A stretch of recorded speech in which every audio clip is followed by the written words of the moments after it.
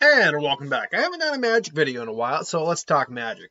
And I didn't really want to talk about the Time Spiral Remastered stuff because, quite frankly, I don't really care that much. There's some stuff out of there I wouldn't mind getting. Like, there's extra, sliver stuff for my sliver deck I would really like to get. But, when you really break it down to brass tacks, there's no point in me talking about it.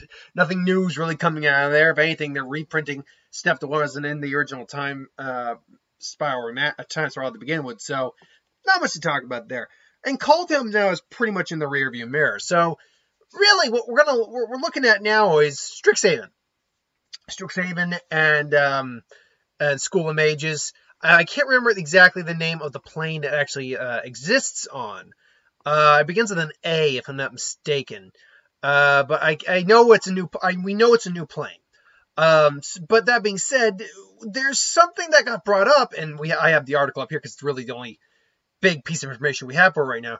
It's something we that got brought up that I think is a really firm thing to talk about, and that is the Elder Dragons that founded each of the colleges, and that apparently bear their name.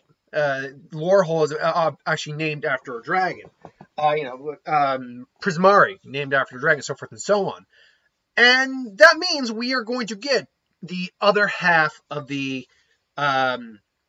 dual color Elder Dragon cycle. We got the Elder Dragon cycle in Dragons of Tarkir. Now we're going to be getting that in Strixhaven.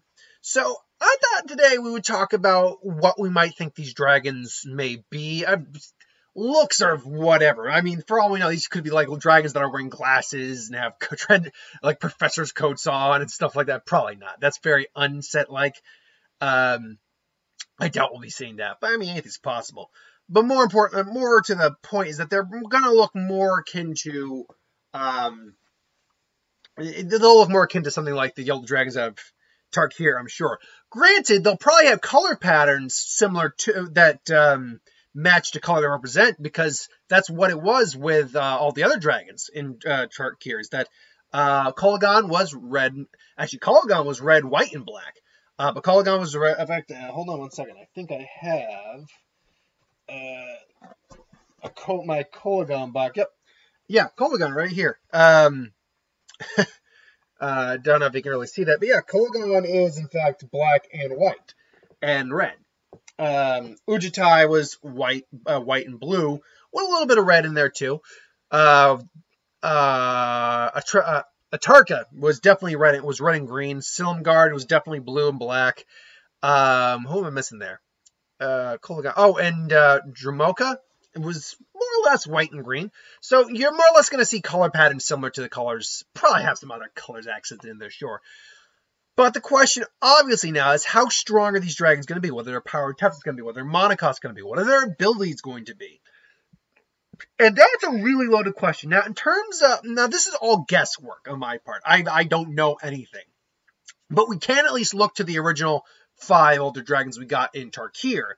Technically, the original Elder Dragons were the chromatic dragons, were like Nicol Bolas and everyone there, but they were also tricolor dragons. We're talking about the dual color dragons. We can look at them, the Tarkir dragons, because they too also had commands that went with them, as we are getting, Lorehold command, we're getting Prismari command, so forth and so on.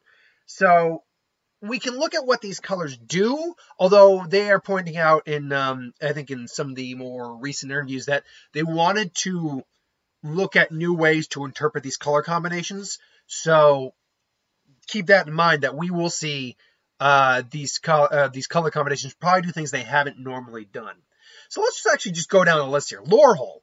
Now, we don't know this dragon's full name. He's probably Lorehold the something something, or something the Lorehold, whatever is the full name. Same with Prismari. Prismari sounds more like the actual name of the dragon, whereas Lorehold actually doesn't sound like the name. It sounds more like the title.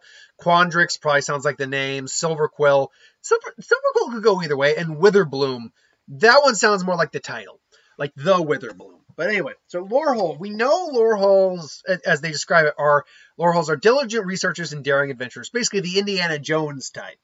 They're very, headfast and sure, and very passionate about what they do. Now, we look at Lorehold's command. It's a pretty expensive command.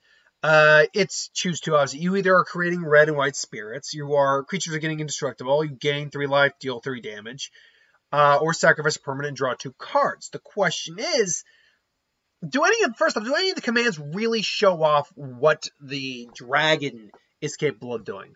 Honestly, no, they are not. Now, in some cases, they can be used to aid the dragon and like coming out or something like that, but ultimately they really didn't ever show off what the dragon could do. But that's not to say these ones couldn't. That's just what the Tarkir ones did.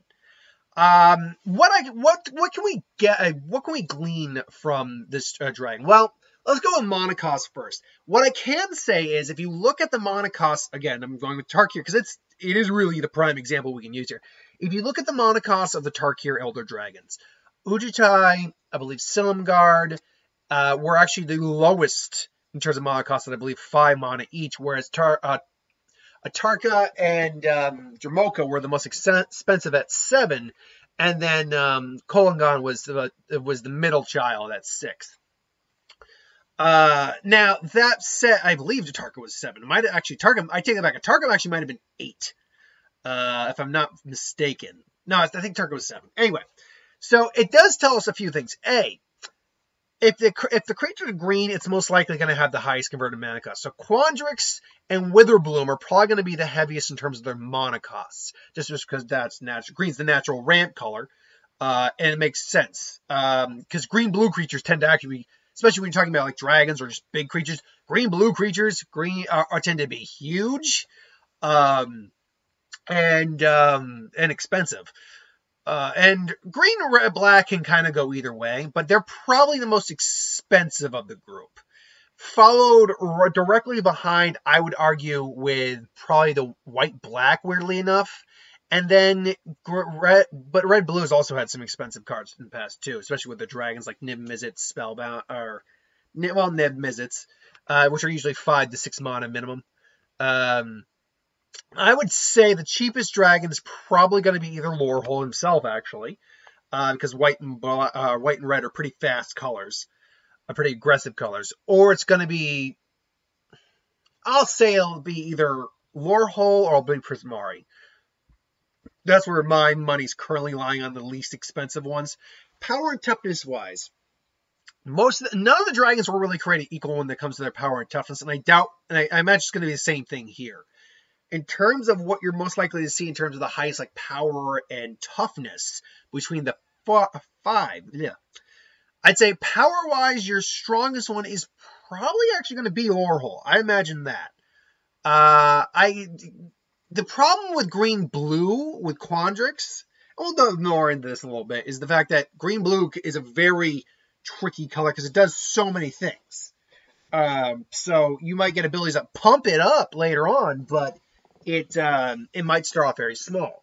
I think Lorehold's probably going to be the strongest in terms of power, but he's actually probably going to be on the lower side when it comes to toughness. I see this dragon probably being a very fast dragon.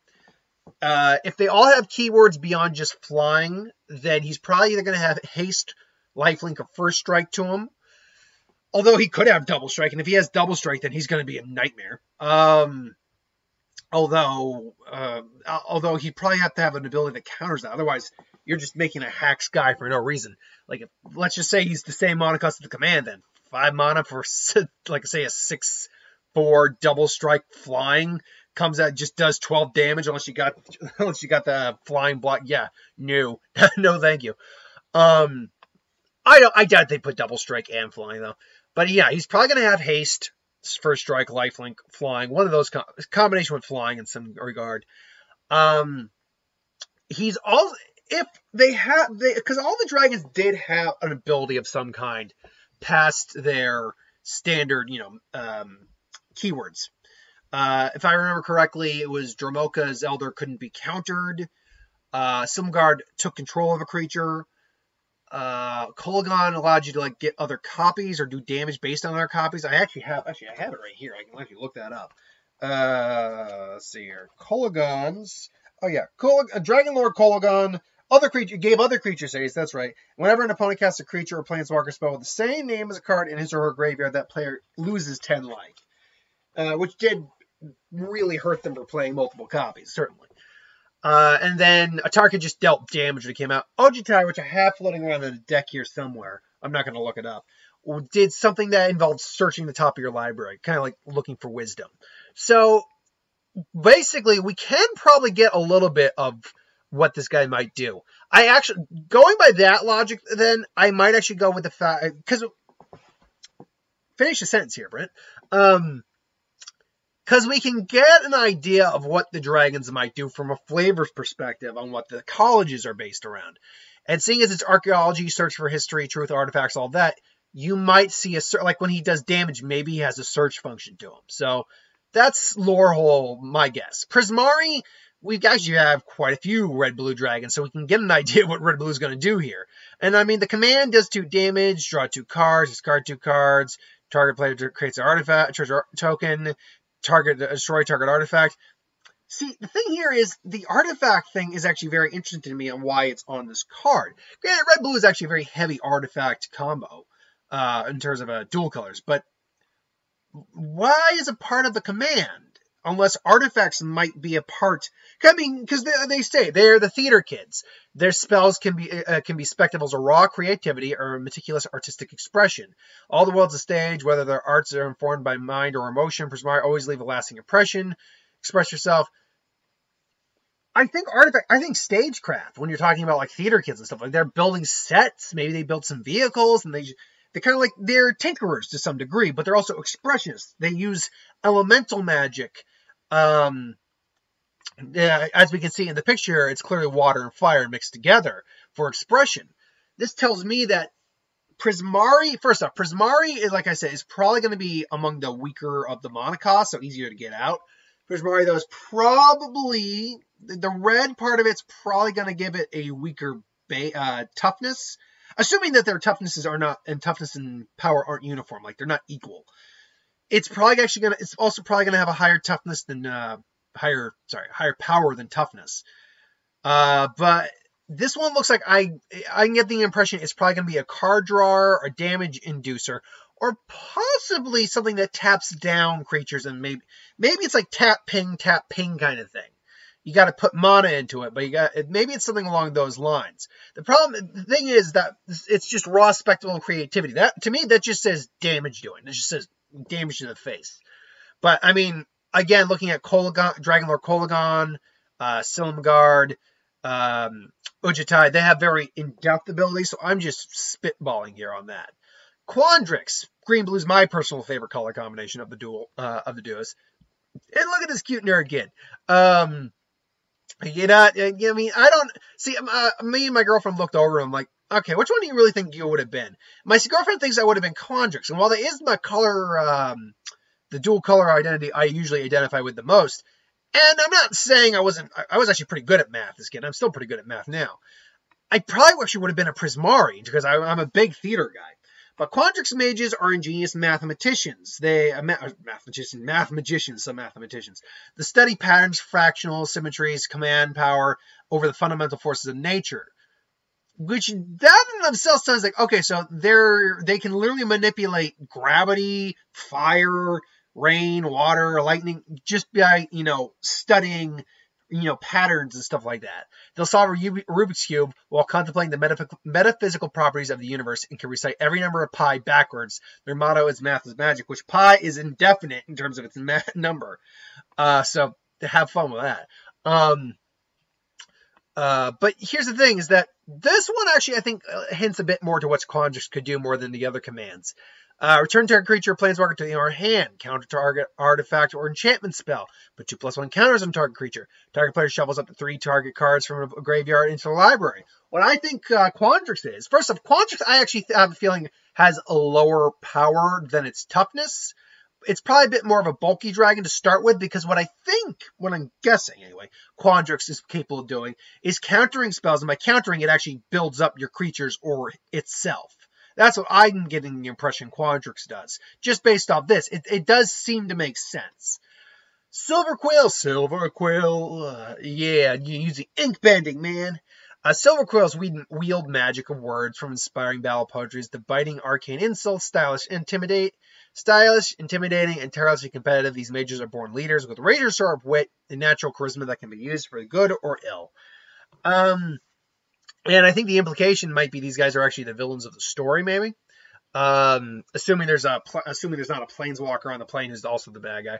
But I mean, this one's a tough one. This one's a tough one because, yeah, using your words and all that's great, but that doesn't really give me an idea what this dragon could do. Like I said, I think this one is probably somewhere in the middle of its mana cost. So if the other ones are maybe if the 2 green ones are probably 7 and the red, blue, white one are like 5 in terms of the mana cost, this one's probably the 6. Power toughness wise, this one actually I think might actually be like the even one. Like if its power is 5, its toughness is 5, that kind of thing. But what does it actually do? Ooh, what the whole idea that words can be insults and stuff like that, and words are power basically. Because they're using ink here and writing it down, it might be able to bring out enchantments or artifacts, or basically search and activate a spell on command. That might be what Silver Quill can do. And then Witherbloom, basically, as they said, Witherblooms are goth biomagers, which, right on. They draw from the power essence of living beings, whether meaning enhancing nature or exploiting it. That tells me that Witherbloom, again, probably being among the more expensive of the dragons, I'd imagine he has a higher toughness, or they have a higher toughness and power than Quintrix, but that might be a trade-off that they might have a lower toughness than Quintrix. Like Quintrix, I think +1 counters might be a big thing here, but there's also this one might be a sacrificial one. This one might be sacrifice and do one of some out of it. He might be a modular dragon, or they might be a modular dragon where you sacrifice a creature and activate one of set effects. Hence exploiting or drawing the power of nature. So, I mean, that's my general take here on what the dragons, Dragons of Strixhaven might be like. I'm probably way off. I probably have, besides their color and their name, I probably have no idea what these things are going to do. This is just my best guess. But I feel like it's not a bad guess. That's for certain. That's my take on it. What's your take on it? What do you think the dragons of Strixhaven are going to be like? The Elder Dragons. We don't know if there actually are other dragons on this plane. Probably, but we don't know if we'll see them in cards.